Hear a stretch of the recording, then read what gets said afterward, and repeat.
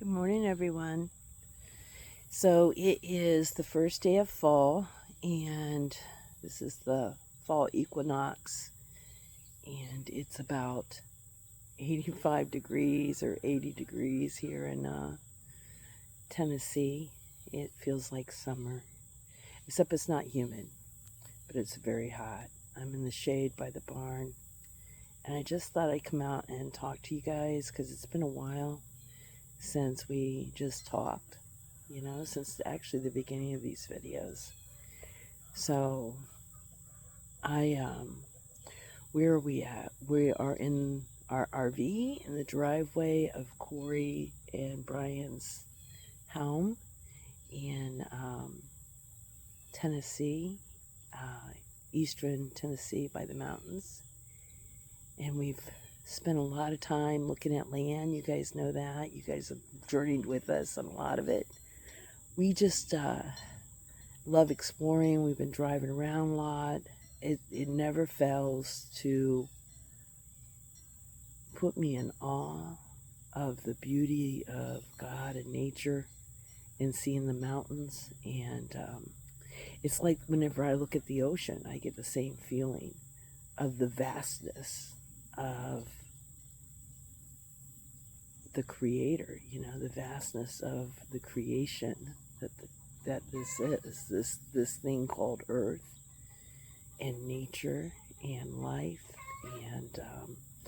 and the privilege to be able to live in it and to be a part of it, because we are a part of it. We're living an organism on this earth with millions of other living organisms, and we share it. We don't dominate, we share. We might think we dominate sometimes, but really we're sharing it. And it's just really cool. It's really cool being a part of this process of life. I didn't have a plan for this talk. I just knew I wanted to talk to you guys and just be vulnerable and allow you to see where we are, see where I am, because I can't speak for Walter, of course. But, it's been quite a journey so far.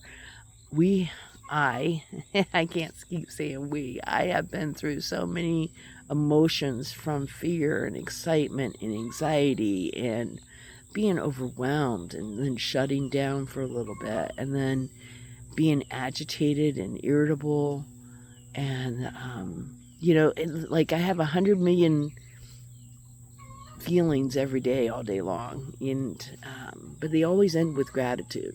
They always end with being grateful. Grateful that I'm still alive. We went to the memorial service of a very special lady yesterday, and she was only a year older than me, and she's no longer in this body, in her earthly body, and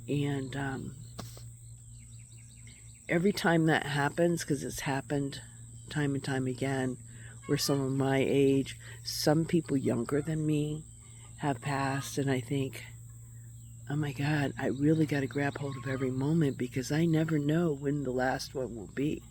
It could happen at any time.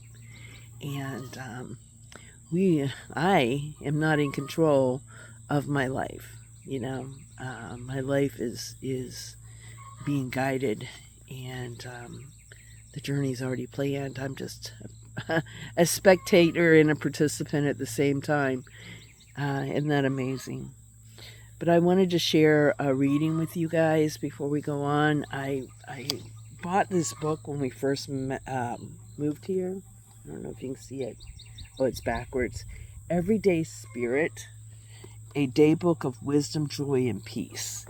I actually bought this whenever we were stuck in Sebastian with the truck broke down, and I went to one of my favorite bookstores, the Book Center in Vero Beach.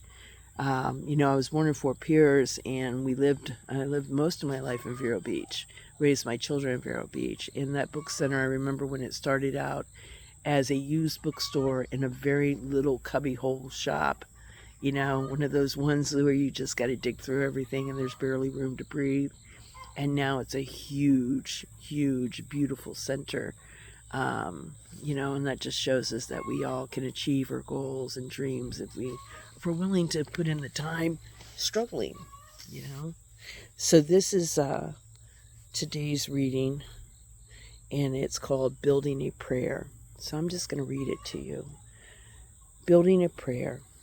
Be wise, be strong, be kind, be you.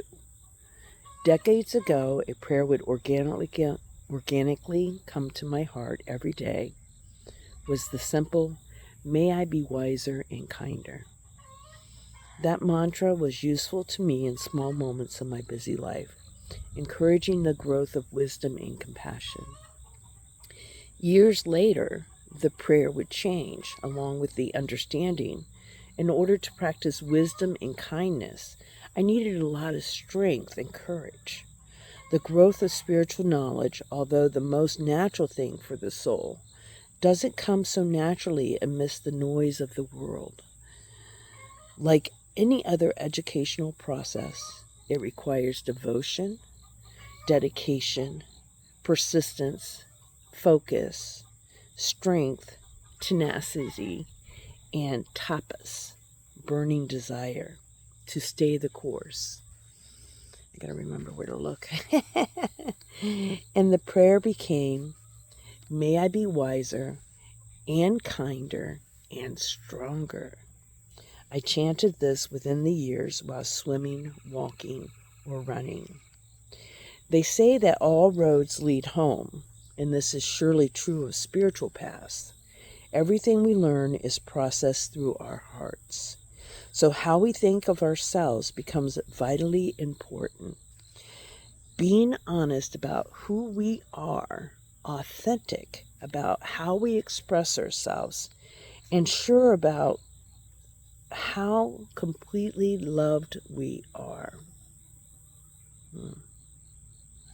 by the divine becomes the most important building blocks of self-compassion and self-realization, the bricks upon which we transform. So in all things, we must be ourselves. There is no wrong way when it comes to the authentic way. If we find joy in it, if we find love in it, if we believe in it, if we are passionate about it, if we have found our road sign. We cannot take a wrong turn using the GPS of the heart. So the prayer became, be wise, be strong, be kind, be you. In the world, we can reinforce our lessons by coming up with short prayers to steer our learning. Yours might include, be open, be grateful, be joyful, be calm. Come up with your own personal version for today's path. Record it in your spiritual journal and use it as a daily mantra. In the heart, I am a unique and beautiful soul embarking on a journey of today with authenticity, joy, and divine guidance. That is so cool. The people who know me know that I am a recovering addict. And I didn't know whether or not to include that in my YouTube videos because, this is a different venue with people I don't know and people around the world. But I think that it's such a part of me that there's no way I can't tell you guys about it. I am a recovering addict, and I, have over 36 years clean. I've been on this journey since 1988, May 25th, 1988. And if you don't mind, if you want to waive your autonomy, you may comment below with your clean date and even a comment of your short prayer. But for me, whenever I first got clean, whenever I finally surrendered, because It's a process sometimes for us. We don't just, oh, I think I'll get clean today and get clean. For me, it was more of a process of surrendering to a new way of life and to letting go of my old survival skills and my self-reliance, which was really hard. But my mantra was, you are an intelligent, capable, beautiful human being. And each one of those words contradicted a core belief that was negative for me. I thought I was incapable of completing anything good or doing anything good or sustaining anything good. And I thought I was ugly. I thought I was stupid. And I thought I had to be perfect in order to be accepted or part of. And as you guys know, human beings are never perfect. We are fallible by nature. We are meant to fail. That's how we learn, is by failing and making mistakes.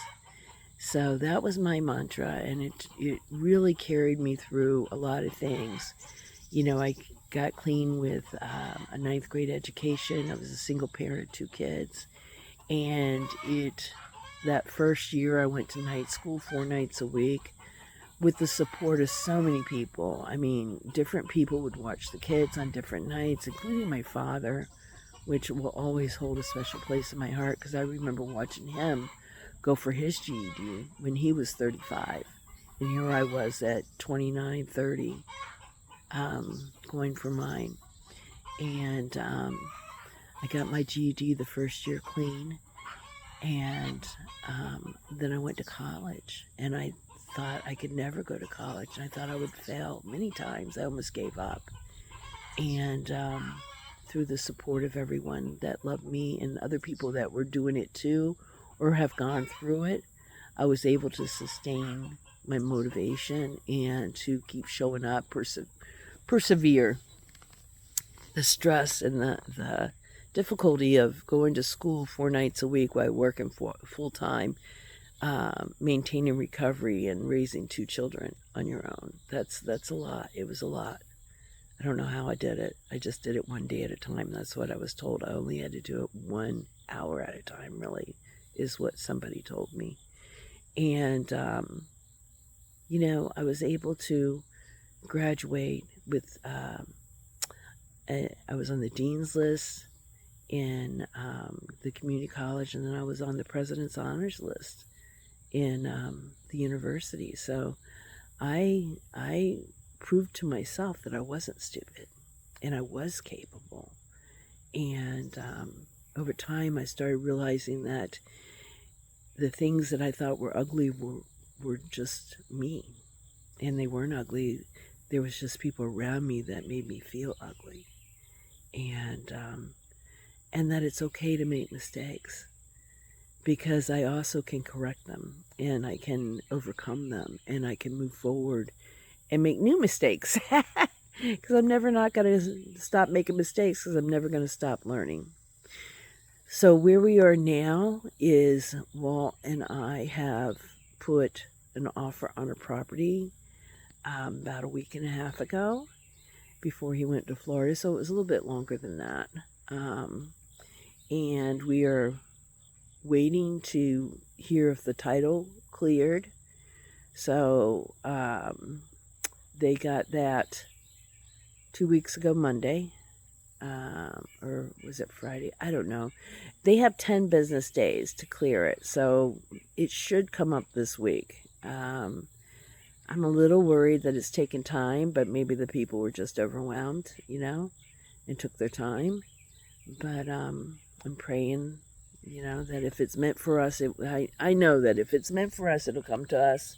And if it's not meant for us, no matter how hard we try and push, we're not going to get it, right? So that's just the way that is. But it's a cool property with a lot of work. So you guys are going to get a lot of videos of us working on it and building it. And I'm just so grateful, forever grateful of you guys just supporting us and lifting us up and coming with us on the journey. I never feel alone, you know. All the people who love us, and then new people who don't even know me but are supporting Walter and I in this journey is just really, really cool.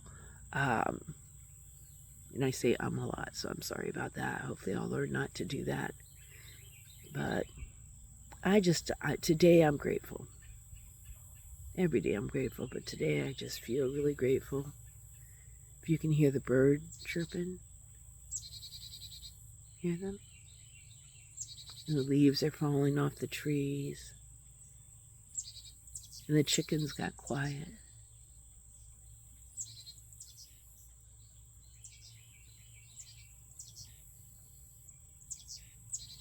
What's better than this? Nothing. I hope and pray that you have a wonderful day and that you give yourself as much love as you're giving me, and that you find your own mantra that lifts you up and supports you and contradicts your negative messages that your head and your life has given you. Because each and every one of you are beautiful souls. You were created just the way you're supposed to be. You were meant to be you. Your personality, yourself, was put on this earth for a reason. And don't ever doubt that you're supposed to be who you are, where you are.